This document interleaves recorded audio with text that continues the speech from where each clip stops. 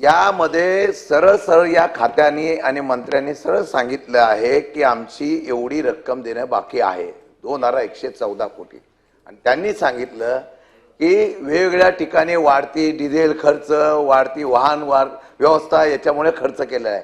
Provident फंडाचा पैसा हा राष्ट्रपतींना सुद्धा वापरता येत नाही अशा प्रकारचा नियम आहे आणि अशा प्रकारचे सूचना आहे. जर अशा प्रकारची रक्कम प्रॉव्हिडंट फंडाची ती दर महिन्याला त्याचे होते आणि मालकाचा शेअर सुद्धा त्या ठिकाणी तशा प्रकारे जमा होतो, दोघांचा शेअर जमा होतो आणि तो जमा झालेल्या शेअरवर इंटरेस्ट आणि व्याज मिळत असतं.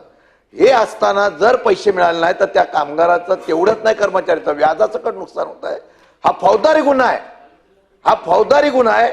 माझं स्पष्ट म्हणणं आहे या प्रकारे ज्यांनी या पैशाचा वापर केला असेल त्याच्यावर तुम्ही ताबडतोब गुन्हा दाखल करून हे पैसे तत्काळ जमा करणार का?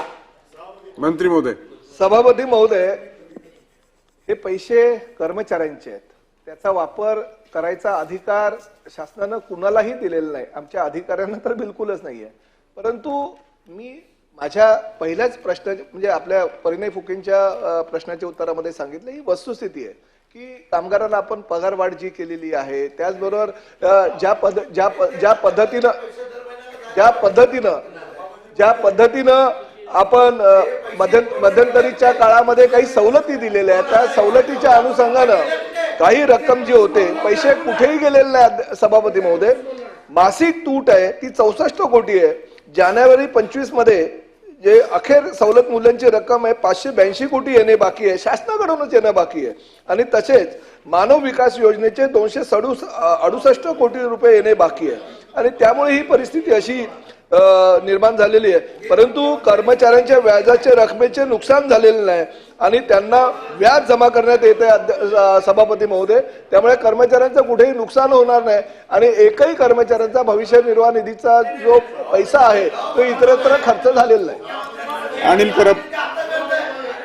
एक मिनिट सभापती महोदय, मंत्री महोदय आमच्या प्रश्नाला उत्तर देत नाहीयेत. खर्च किती झालाय, पगार किती झालाय, शासनाकडनं किती पगार येत आहे. साधा नियम असा आहे, तुम्ही प्रॉव्हिडंट फंड ऍक्ट काढून बघा. प्रॉव्हिडंट फंड ऍक्ट मध्ये जर कामगारांचे पैसे कापले आणि जर ते भरले गेले नाहीत तर त्याला तात्काळ अटक केली पाहिजे त्या विश्वस्ताला. या सरकारचे ज्या कृष्टी कामगारांचे जे तारणहारे आहेत,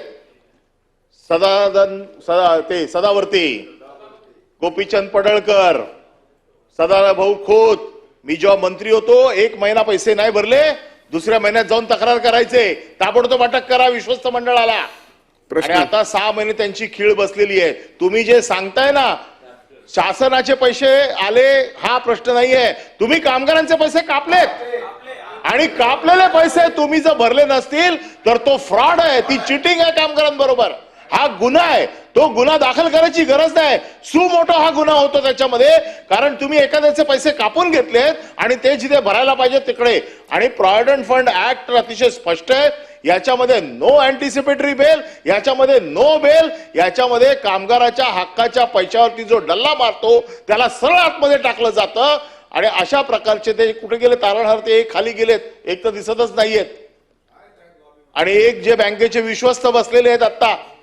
या सगळ्यांनी त्या वेळेला एसटी खड्ड्यात घातलेली आहे आणि त्याचे परिणाम भोगताय तुम्ही. पण प्रश्न असा आहे की ज्यांनी प्रॉव्हिडंट फंड ऍक्ट तोडला, ज्यांनी कामगारांचे पैसे कापले आणि भरले नाहीत, त्यांच्यावरती आजच्या आज गुन्हा दाखल करून त्यांना ताबडतोब अटक करणार का? कारण तशी नियमात तशी तरतूद आहे आणि तुम्हाला ती कटावीच लागेल, नाहीतर या कटामध्ये तुम्ही देखील सह आरोपी आहात असा आरोप कदाचित उद्या होईल. कारण आता तुम्ही परत एसटी मंडळावर आलात अध्यक्ष म्हणून, आमच्यावरती हा आरोप व्हायचा आणि म्हणून तुमच्यावरती आरोप व्हायला नको असेल तर आजच्या आज एसटीचा कोण जो अध्यक्ष असेल, जो कोण असेल त्याच्यावरती जो एमडी असेल किंवा हे जे विश्वस्त मंडळ आहे तुमचं प्रॉव्हिडंट फंडला डायरेक्ट जात नाही, तुमच्याकडे ट्रस्ट आहे एसटीचा, या एसटीच्या ट्रस्टीना ताबडतोब आजच्या आज अटक करून ताबडतोब कामगारांच्या पैशाला दिलासा देणार का आणि हे पैसे ताबडतोब किती दिवसात त्यांच्या खात्यात जाणार हे जरा स्पष्ट करा. मंत्री महोदय. सभापती महोदय, मी उत्तर दिलं होतं की 10 तारखेलाच अर्थसंकल्प जाहीर झाला आणि अर्थसंकल्पामध्ये आता आपण जरा जागेवर बसा. मंत्री महोदय बोलतात, आपण जरा बसा. आपलं ऐकून घेतलंय. मंत्री महोदयाचं उत्तर आहे का आपण? एसटी महामंडळाला भरघोस प्रमाणामध्ये निधी उपलब्ध करून दिलेला ही वस्तुस्थिती नाकारता येणार नाही. परंतु आजपर्यंत काही गोष्टी, आता बघा, सन्माननीय सदस्य परब साहेब फक्त ऍडव्होकेट नाहीये, त्या खात्याचे मंत्री सुद्धा होते. त्यामुळे निश्चितपणे त्यांना माझ्यापेक्षा जास्त अनुभव आहे आणि जाणीव पण आहे. त्या खात्यामध्ये त्यांनी एवढी वर्ष अतिशय चांगल्या प्रकारचं काम केलेलं आहे. जर काय त्यांचा सल्ला त्यांच्याकडून ह्या संदर्भात काय सल्ला घ्यायचा असेल तर मी निश्चितपणे सल्ला घेईल त्यांच्याकडून. परंतु सभापती महोदय, आपल्या माध्यमातून मी सांगतो, एसटी कामगारांचा कुठल्याही प्रकारचा भविष्य निर्वाह निधीचा एकही रुपया त्यांचा खर्च केला जाणार नाही. काही परिस्थिती बघा, काही परिस्थिती वातावरणानुसार आणि काही राज्य शासनाच्या निधीच्या अभावी काही गोष्टी घडत असतात. परंतु शेवटी कुणाची तक्रार आलेली नाही. अध्यक्ष महोदय, सभापती महोदय, प्रामुख्याने मी सांगितलं की अनेक आंदोलन माझ्या सुद्धा ऑफिसच्या बाहेर जाऊन त्यांनी आंदोलन केले, यांच्या समोरच केलेलं असं नव्हे अध्यक्ष महोदय. त्यामुळे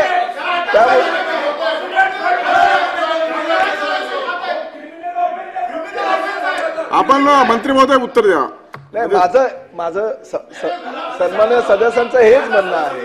शेवटी अहो, एसटी महामंडळ आपलं आहे, हे कर्मचारी आपले आहेत आणि अशा कर्मचाऱ्याला कुठल्याही त्यांच्यावर अन्याय होणार नाही ही जबाबदारी माझी. आणि त्याचबरोबर सभापती महोदय, ह्या सन्माननीय सदस्यांना काही चुकीची माहिती उपलब्ध झालेली आहे. सभापती महोदय, कामगारांच्या खात्यावर पीएफची रक्कम जमा आहे आणि त्याचे त्यांना व्याजही दिलेलं आहे.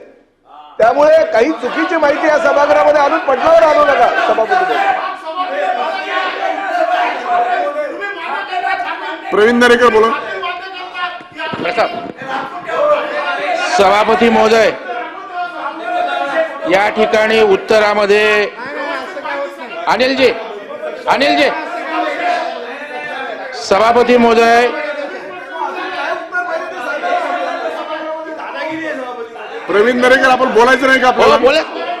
सभापती महोदय, या ठिकाणी उत्तरामध्ये सन्माननीय मंत्री महोदयांनी शासनाने या ठिकाणी मान्य केलेलं आहे की पीएफची आणि सगळी रक्कम त्या ठिकाणी द्यायची बाकी आहे, ही कबुली दिलेली आहे. त्याच्यामुळे त्याच्यावर सत्यता पडताळायची काय आवश्यकता नाही.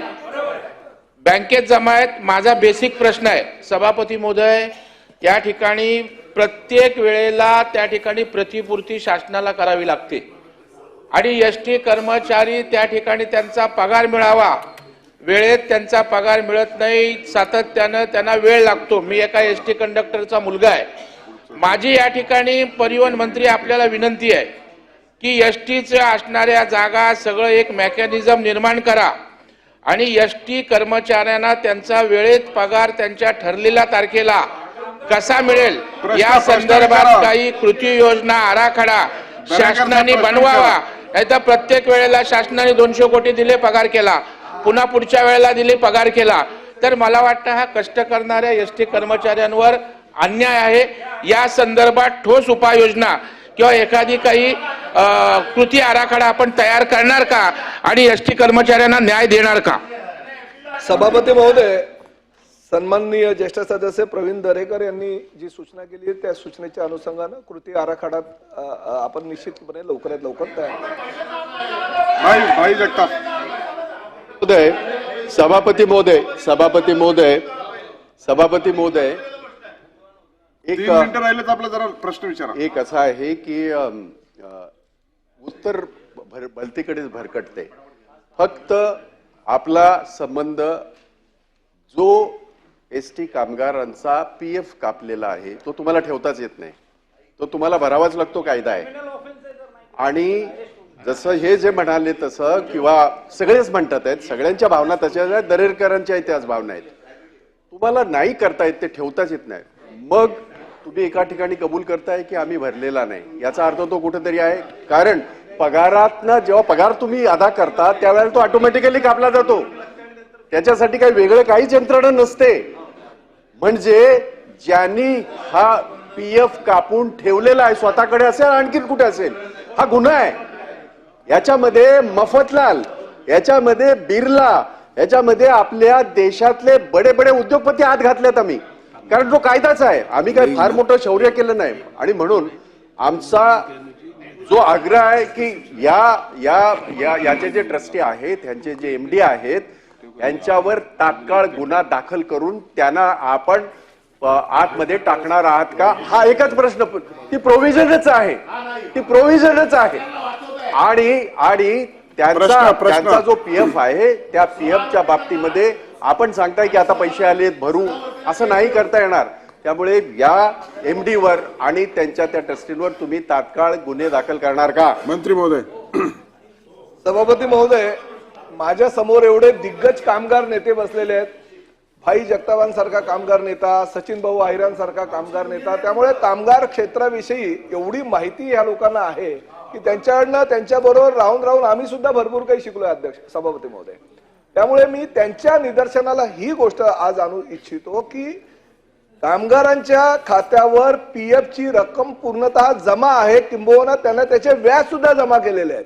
मग कुणावर कारवाई करण्याचा प्रश्नच येत नाही. उगाच कारण नसताना तुम्ही बोलताय म्हणून कुणावर कारवाई करणार? अरे अशा, बरोबर आहे सभापती महोदय, नाहक कुणाला तरी अडचणीत आणण्यासाठी किंवा कुठल्या तरी अधिकाऱ्यांचा रोष आहे म्हणून त्याला त्याची चौकशी करण्यासाठी अशा प्रकारे जर आरोप कोणी विरोधक करत असेल तर ते चुकीचं अध्यक्ष महोदय. त्यामुळे सभापती महोदय, मुळामध्ये हे दोन प्रश्न होते आणि एक क्लब केलेले प्रश्न आहे. माझा वेगळा प्रश्न होता. अर्धा मिनिट बाकी आहे. सभापती महोदय, प्रश्नाच्या उत्तरामध्ये असा उल्लेख केला आहे की प्राप्त निधी पुरेसा नसल्याने एसटी कर्मचाऱ्यांचे, अधिकाऱ्यांचे पीएफ, असा उल्लेख आहे.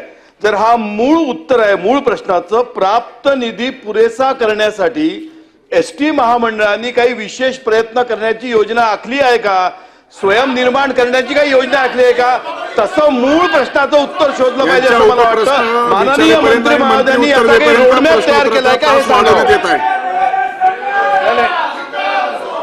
निश्चितपणे त्याचा रोडमॅप तयार करण्यात येईल आणि भविष्यामध्ये अशा कुठल्याही तक्रारी येणार नाही याची काळजी घेण्यात